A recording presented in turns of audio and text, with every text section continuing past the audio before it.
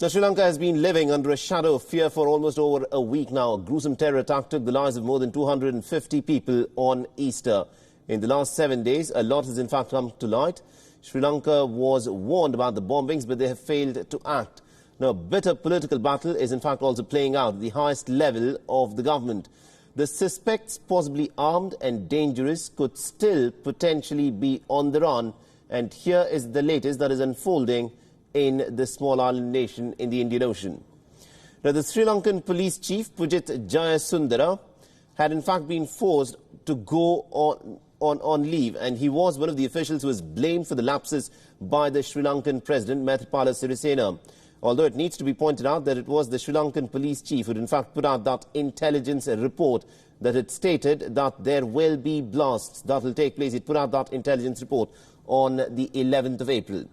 Now, the president, the man that you see on your screens, Maithripala Sirisena, has demanded his resignation, but Jayasundara has refused to resign. Despite that, the president has named an acting police chief, a deputy of the present police chief, who has now been given the job. A new secretary of defense has also been appointed.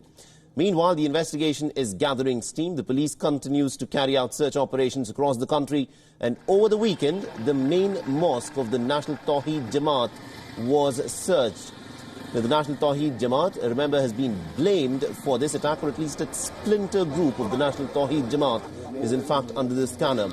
The government has banned this group last week, besides another group that also is under the scanner. And also something unprecedented happened on Sunday. President Maithripala Sirisena, Prime Minister Ranil Wickremesinghe, and also the former strongman, the President Mahinda Rajapakse, came together for the first time.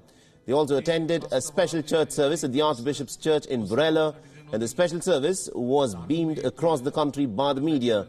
This effectively was a message of unity. But in a bitter blame game which continues to play out between the government and the opposition, Mahinda Rajapakse, the man that you see on the right, on the left of your screens, is blaming the government for compromising on national security of Sri Lanka. The other side is, for the time being, unable to come up with a coherent response because they continue to fight amongst themselves.